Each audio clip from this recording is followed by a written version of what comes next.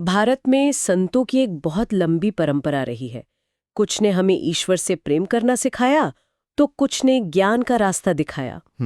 लेकिन कुछ ऐसे भी हुए जिन्होंने आध्यात्मिकता को, आप कह सकती हैं, एक हथियार बनाया। हाँ, एक हथियार उन समुदायों के लिए सम्मान की लड़ाई लड़ी जिन्हें सदियों से हाशिए पर धकेल दिया गया था। और आज हम एक ऐसे ही असाधारण व्यक्तित्व की दुनिया में झांकने वाले हैं। बिल्कुल, एक ऐसा संत जिसकी कहानी सिर्फ भक्ति की नहीं है, बल्कि एक पूरे समुदाय के आत्मसम्मान और अस्तित्व को बचाने की एक सोची समझी रणनीति की कहानी है। सही कहा।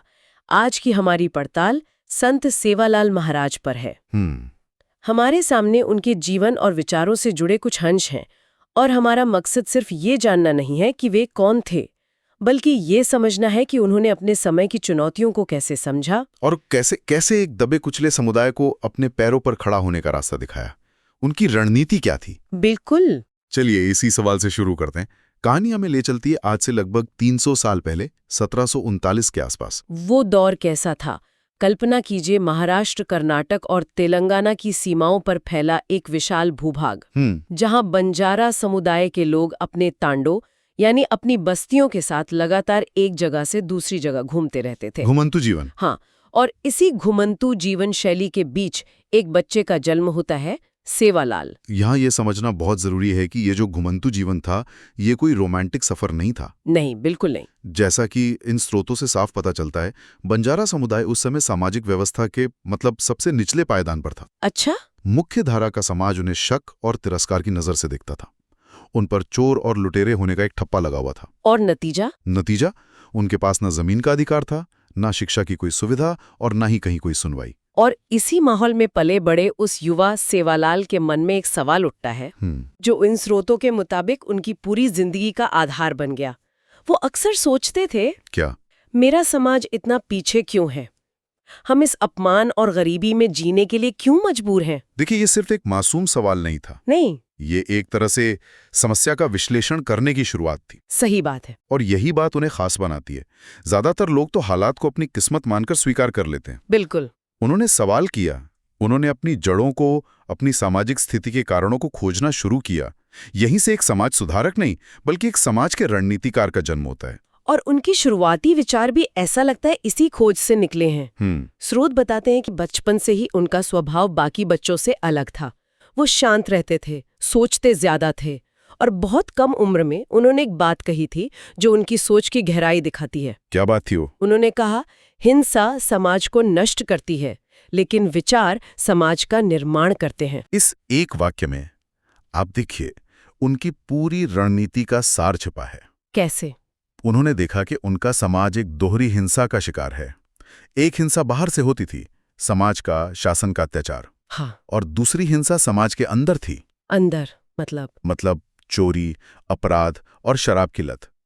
उन्होंने ये समझा कि बाहरी ताकत से लड़ने से पहले हमें अंदर की कमजोरियों को खत्म करना होगा। अच्छा, तो उनका पहला कदम समाज का शुद्धिकरण था एक तरह से। बिल्कुल, लेकिन ये सिर्फ कोई नैतिक शुद्धिकरण नहीं था, ये अस्तित्व की लड़ाई का पहला चरण था।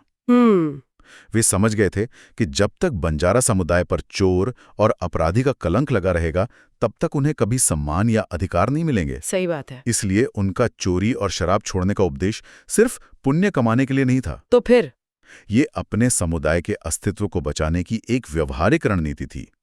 वे कह रहे थे, पहले वो वजह खत्म करो जिसके कारण दुनिया तुम पर उंगली उठाती है। तो एक तरफ वे अपने समाज की भीतरी कमजोरियों से लड़ रहे थे, लेकिन उसी समय भारत में एक बाहरी ताकत भी तेजी से बढ़ रही थी, अंग्रेज। बिल्कुल, और इसका असर तो सीधा बंजारा समुदाय पर पड़ना ही था। अंग्रेज, हमें ये समझना होगा कि अंग्रेजों के लिए ये घुमंतु समुदाय एक प्रशासनिक सिरदर्द थे। क्यों? वे हर चीज को नियंत्रित करना चाहते थे, हर किसी को एक जगह बसाना चाहते थे ताकि उन पर नजर रखी जा सके और उनसे लगान वसूला जा सके। बिल्कुल। और बंजारा समुदाय की आजाद जीवन शैली उनकी इस व्यवस्था में फिट नहीं होती थी। और इसी सोच का नतीजा बाद में बहुत भयानक कानूनों के रूप में सामने आया। इसी सोच ने बाद में क्रिमिनल ट्राइब्स एक्ट जैसे क्रूर कानूनों को जन्म दिया, जिसने पूरे के पूरे समुदायों को जन्म से ही अपराधी घोषित कर दिया। ऐसा लगता है कि सेवालाल महाराज इस आने वाले खतरे को पहले ही भांप गए थे। अच्छा। उन्होंने देख लिया था कि अगर उनका समाज संगठित नहीं हुआ और अपनी छवि नहीं सुधारी, तो आने वाला समय और भी भयानक होगा। शायद इसी वजह से उन्होंने अंग्रेजों की गुलामी का खुलकर विरोध किया। हाँ, लेकिन उनका तरीका बड़ा दिलचस्प था।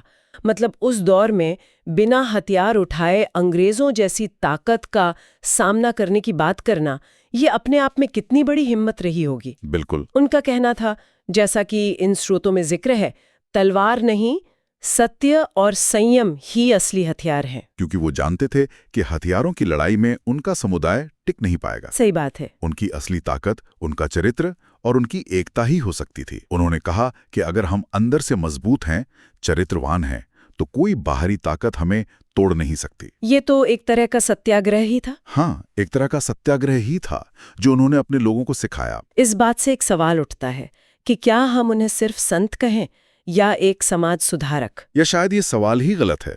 ऐसा लगता है कि वे संत की भूमिका का इस्तेमाल एक सामाजिक क्रांति लाने के लिए कर रहे थे। आपने बिल्कुल सही नस पकड़ी है। उनके लिए आध्यात्मिकता साध्य नहीं, साधन थी। अच्छा, मतलब? वो जानते थे कि उनके लोग जो शिक्षा और तर्कों से दूर थे, उन्हें विश्वास और आस्था की भाषा ज्यादा आसानी से समझ आएगी। हाँ, ये तो है। इसलिए उन्होंने धर्म की भाषा में उन्हें उनके अधिकारों, उनके कर्तव्यों और आत्मसम्मान की शिक्षा दी। उन्होंने संत का चोला पहना, लेकिन काम एक समाज निर्माता का किया। और उनके सामाजिक सुधारों की सूची देखें तो ये बात और साफ हो जाती है। शराबबंदी पर जोर देना, क्योंकि वो जानते थे कि नशा परिवार और समाज की कमर तोड़ देता है। बिल्कुल। फिर चोरी छोड़ने का संदेश, ताकि समुदाय पर लगा कलंक मिटे। और खास तौर पर नारी सम्मान पर जोर, जो किसी भी समाज के सभ्य होने की पहली निशानी है। सही बात है। ये सब सिर्फ उपदेश नहीं थे। नहीं, ये एक मजबूत समुदाय बनाने के स्तंभ थे। और इन सब को उन्होंने एक विचार से जोड़ दिया। कौन सा विचार? जो स्वयं शुद्ध है वही समाज को शुद्ध कर सकता है। वाह। वे बदलाव की जिम्मेदारी किसी राजा, सरकार या किसी भारी ताकत पे नहीं डाल रहे थे। नहीं, वो हर व्यक्ति को कह रहे थे कि क्रांति तुम्हारे अंदर से शुरू होगी। जब तुम बदलोगे तो समाज बदलेगा। ये व्यक्तिगत जिम्मेदारी का एक बहुत शक्तिशाली संदेश था। मुझे ये बात भी बहुत दिलचस्प लगी कि वे ध्यान साधना करते थे, आध्यात्मिक थे, पर वे कभी समाज से कटे नहीं। हाँ, वे कोई ऐसे योगी नहीं थे जो हिमालय की गुफा में चले गए। वे अपने लोगों के बीच रहे, उनके तांडों में गए, उनके सुख दुख में शामिल हुए। उनकी आध्यात्मिकता जमीन से जुड़ी थी, लोगों की जरूरतों से जुड़ी थी। आप सोचिए, वो किसी तांडा में जाते होंगे और देखते होंगे कि पुरुष दिन भर की कमाई शराब में उड़ा देते हैं और घर में बच्चे भूखे हैं। हाँ। तब उनका ये कहना कि शराब छोड़ो सिर्फ एक उपदेश नहीं, बल्कि उस परिवार के भविष्य को बचाने की अपील। और ईश्वर को लेकर भी उनकी परिभाषा बहुत सीधी और सरल थी, कोई जटिल दर्शन नहीं। क्या कहते थे वो? वे कहते थे, जो भूखे को अन्न देता है वही सच्चा भक्त है। बस। उन्होंने धर्म को कर्म कांडों के बोझ से निकालकर इंसान की सेवा से जोड़ दिया। बिल्कुल। उनके लिए सबसे बड़ी पूजा किसी भूखे का पेट भरना थी। ये आध्यात्मिकता का सबसे मानवीय और कह सकते हैं व्यवहारिक रूप है, जो आज भी उतना ही प्रासंगिक है। बिल्कुल। और जब कोई व्यक्ति इतना प्रभावशाली हो जाता है तो लोग उससे कुछ अलौकिक, कुछ चमत्कारी करने की उम्मीद करने लगते हैं। हाँ, ये तो होता है। मुझे स्रोतों में सबसे असरदार बात उनकी चमत्कार वाली लगी। लोग उनसे कुछ असाधारण करने की उम्मीद करते थे, जो स्वाभाविक भी है। हाँ, और किसी भी और संत के लिए ये अपनी शक्ति दिखाने का एक बड़ा मौका होता। बिल्कुल। लेकिन उन्होंने इसे पूरी तरह से पलट दिया। उनका जवाब, अगर मेरा चमत्कार देखना है तो अपना जीवन बदलो। हाँ, ये तो असल में लोगों को आईना दिखाना था। सही बात है। वे कह रहे थे कि शक्ति मेरे पास नहीं, तुम्हारे अपने संकल्प में है। ये तो एक तरह से लोगों को उनकी अपनी ताकत का एहसास कराना हुआ। यही तो उनकी सबसे बड़ी खूबी थी। वे कह रहे थे कि असली चमत्कार तब होता है जब एक शराबी शराब छोड़ने का संकल्प लेता है, जब एक चोर मेहनत की रोटी खाना सीखता है, जब एक बिखरा हुआ और अपमानित समाज एकजुट होकर सम्मान से जीने का फैसला करता है। लोगों के जीवन में आया सकारात्मक बदलाव ही उनका असली चमत्कार था। हाँ, उनकी शक्ति किसी अलौकिक कर्तव्य में नहीं, बल्कि उनकी विचारों की परिवर्तनकारी क्षमता में थी। उनका पूरा जीवन इसी एक विचार को स्थापित करने में गुजर गया कि बदलाव की शक्ति बाहर नहीं, हमारे अंदर ही है। हाँ। और ये संदेश उन्होंने अपनी आखिरी सांस तक दिया। हाँ, इन अंशों में उनके अंतिम समय का भी जिक्र है। जब उन्हें लगा कि उनका समय पूरा हो गया है, तो उन्होंने अपने सभी अनुयायियों को बुलाया और उनको सहेज कर रखना। मतलब वे जानते थे कि व्यक्ति पूजा खतरनाक हो सकती है। बिल्कुल। असल चीज विचार है, सिद्धांत है। बिल्कुल। वे नहीं चाहते थे कि लोग उन्हें भगवान बनाकर पूजने लगें और उनके दिए रास्ते को भूल जाएं। वे चाहते थे कि उनकी विरासत उनके विचारों में जीवित रहे, उन मूल्यों में जीवित रहे जिनके लिए उन्होंने जीवन भर संघर्ष किया। हाँ, और 1816 में उनका देहांत हो गया, लेकिन जैसा उन्होंने चाहा था, उनके विचार आज भी जिंदा हैं। तो आज 200 साल से भी ज्यादा समय के बाद बंजारा समुदाय के लिए संत सेवालाल महाराज के क्या मायने हैं? उनकी विरासत कितनी जीवित है? आज वे बंजारा समुदाय के लिए सिर्फ एक संत नहीं है, वे उनकी पहचान, उनके गौरव और उनके आत्मसम्मान के सबसे बड़े प्रतीक हैं। वे उस स्वाभिमान का स्रोत हैं जो सेवालाल महाराज ने अपने लोगों के दिलों में जगाया था। अच्छा। इन स्रोतों में बताया गया है कि आज भी उनकी जयंती के अवसर पर महाराष्ट्र के पोहरा देवी में, जहां उनकी समाधि है, लाखों लोग इकट्ठा होते हैं। लाखों लोग? हाँ, और वो सिर्फ एक मेला या धार्मिक आयोजन नहीं होता, वो एक समुदाय का अपनी पहचान, अपनी जड़ों और अपने गौरव का उत्सव होता है। ये सुनकर लगता है कि स्रोत की वो अंतिम पंक्ति कितनी सटीक है। कौन सी? संत चले गए, लेकिन संत के विचार अमर हो गए। बिल्कुल, उनका शरीर नहीं रहा, लेकिन उनकी जगाई हुई आत्मसम्मान की भावना आज भी लाखों लोगों को रास्ता दिखा रही है। तो आज की इस गहरी पड़ताल से जो तस्वीर उभरती है वो ये है कि संत सेवालाल महाराज सिर्फ एक आध्यात्मिक गुरु नहीं थे, नहीं, बल्कि वे एक दूरदर्शी समाज रणनीतिकार थे। उन्होंने आध्यात्मिकता की भाषा का इस्तेमाल एक हाशिए पर पड़े समुदाय में सामाजिक, नैतिक और व्यवहारिक बदलाव लाने के लिए किया।